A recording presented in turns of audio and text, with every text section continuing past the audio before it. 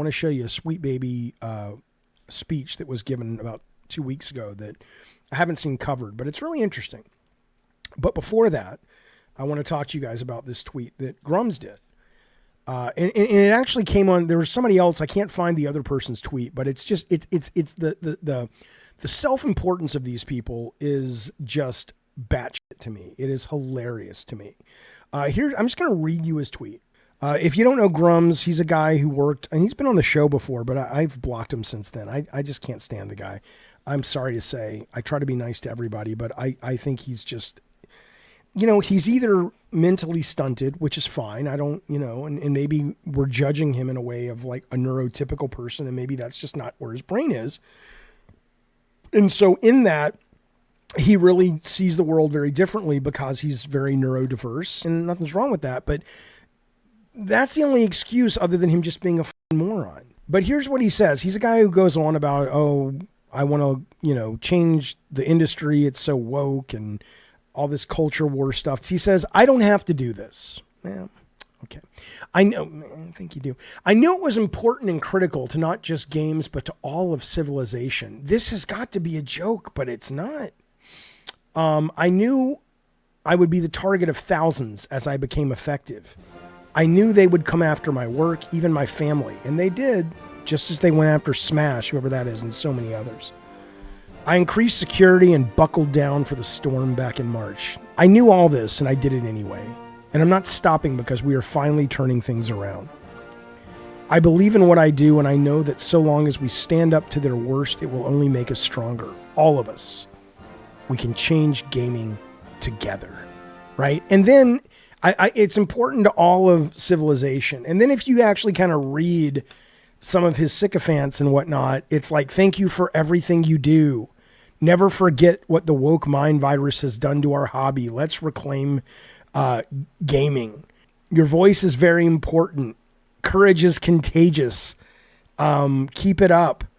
The reason they go after you so much is because this is bigger than just gaming. They are trying to change the culture so they can instill their ideology everywhere. TV, movies, political offices, right? It is so ridiculous. And I'd like to think maybe he's like a WWE guy, right? Maybe this is all kayfabe. Maybe he's just playing this character, and in that way, I tip my hat, Grummz, because I have thought of doing that as well. I have thought of going, you know what? I am going to just lose my shit, and I'm going to play this character on the internet like Boogie did back in the day with Francis. And I'm just going to watch the money pour in. Jaffe got hit on the head, and suddenly he's become super anti-woke, right? And just like McMahon fights his children in the storylines, my son Calvin, him and I would be at each other's throats on Twitter because he hates me now because I'm all, red state and I'm voting for Trump. I mean, we would make so much money at the Jaffe household. It would all be bullshit. But this is what I'd say. I unless Grummz is playing a character or he is neurodivergent to the point that he has these massive delusions of grandeur, I think he's out of his fucking mind. And I think it's really worrying. And I think the people that really believe in his shtick are really worrying. Ravno says he's a psyop. Chris says he's playing a character. He might be, but now I want to show you.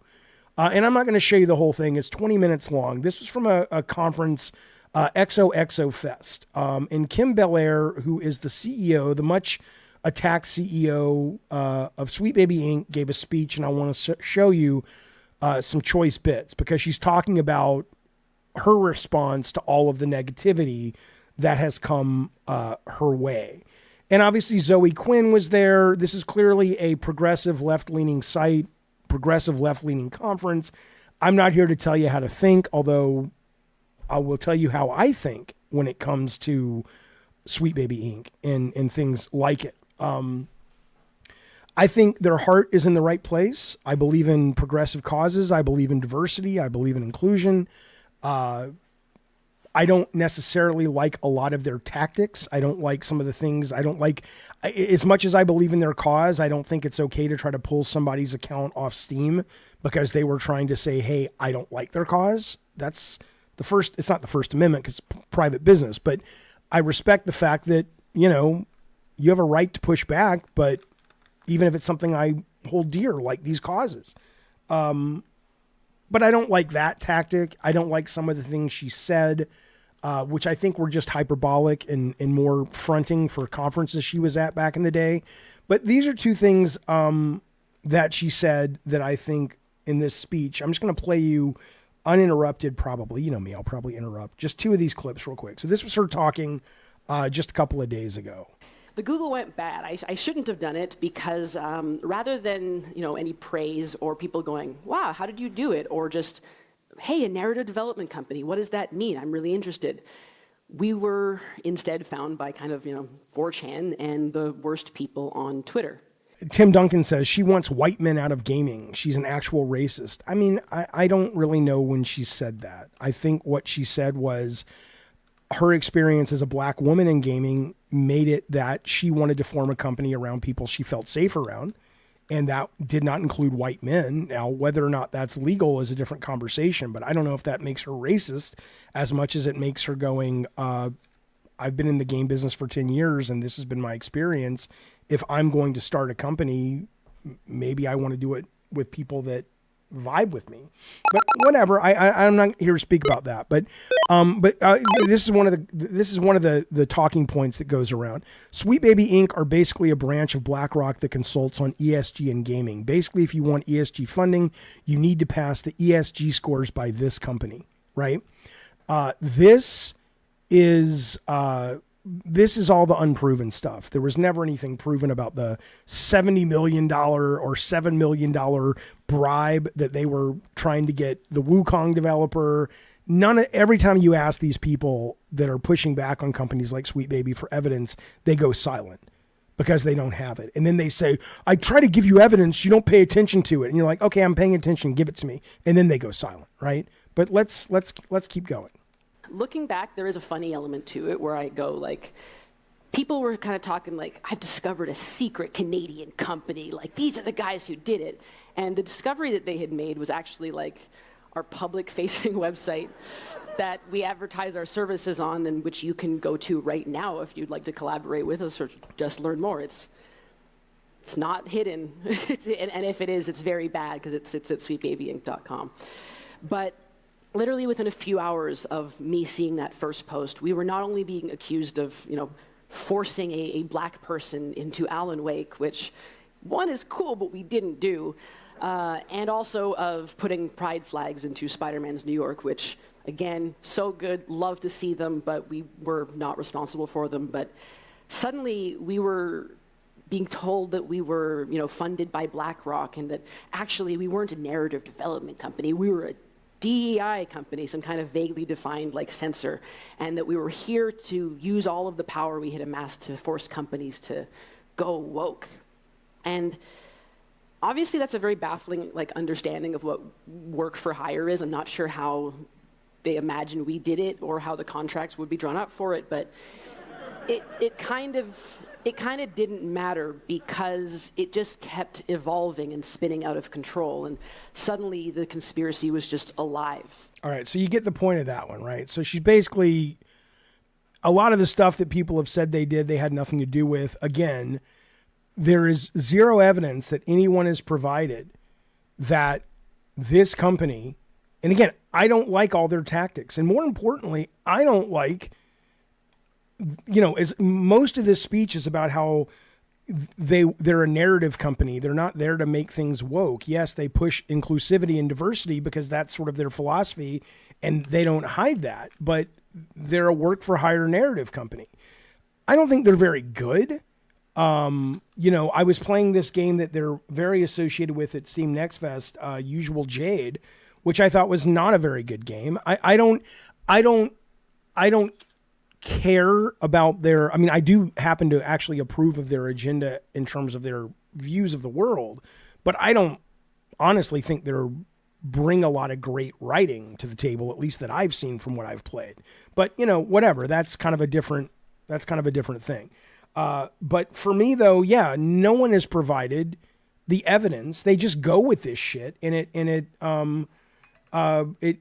picks up and it becomes truth.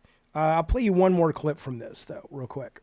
Like, I felt bad, not for doing the job that I love, but for building a space that was meant to be protective and creative for a bunch of people and having it turn into something that, through no fault of our own, saw my friends and my loved ones and my colleagues and my coworkers just viciously and brutally hurt. I felt bad for making a company at all. I felt bad for believing in it and for speaking on it.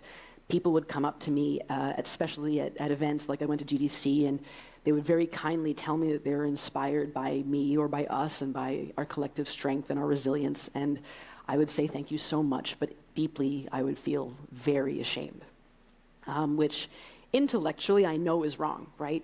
We are doing something good. We are writers and designers of tremendous skill. And I don't agree with that part, but okay. Never censored anything, nor have we ever wanted to. Frankly, if you really want my opinion, I think largely games could be hornier. I think they should be darker.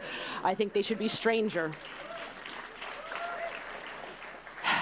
At the core of my approach here, and the approach that we take as a company, I genuinely believe that representation is not censorship, it is innovation. Diversity in narrative makes things more intense. It can make it more visceral and more... Okay, so again, you can agree or disagree with what they offer, but the issue is not that. The issue is there's a lot of... I'm probably now, after, I forget who said it, after hearing about how long the cutscenes are in Metaphor, I'm not going to buy it. I don't hate those people. I just disagree with that kind of a game. I don't want to play that kind of a game if that's true. And so I'm not going to buy it. So you can disagree with what they bring to the table in terms of wanting to write stories the way they want to write. But when it comes to just out and out lies about what they do, the willingness of a lot of people, and some of them in this very chat, I want you to think about what you're really doing for whatever it's worth. Your willingness to believe something with zero evidence,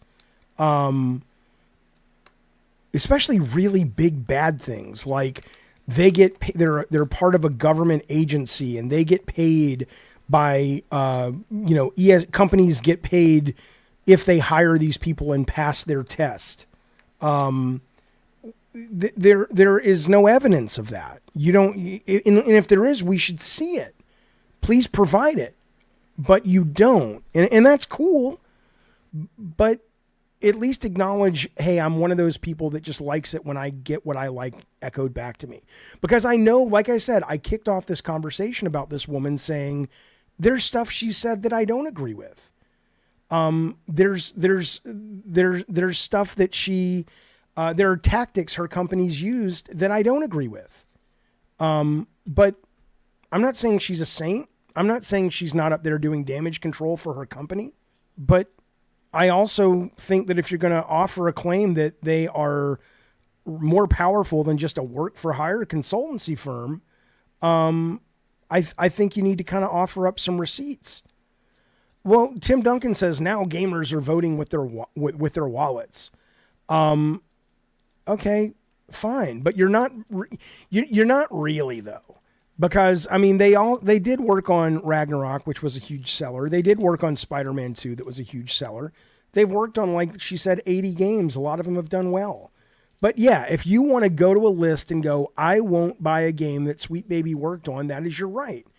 But be aware that if you're doing it because of what a lot of these grifters have told you about them, and you haven't decided to ask for proof of those things, that's kind of a you problem. And woe unto those who have to deal with you in real life, because you clearly have very little in the way of, critical thinking skills. And that's worrisome. How many mainstream gamers are aware of any of this? None. This is inside baseball as you get. Inside baseball as you get. But it does go back to this guy. It goes back to Grummz. He clearly is out there banging these drums. And, he makes money off it. And that's great. Maybe he believes it. But I just ask you, if you're going to believe this guy, at least open your mind to believe some of her shit. And believe some of her shit is bullshit and it's damage control. But some of it's true. And allow yourself the mental space to believe maybe some of this guy's stuff is true, but a lot of it's also horseshit. That's all I would say. That's all I would say. Here's something else you need to know.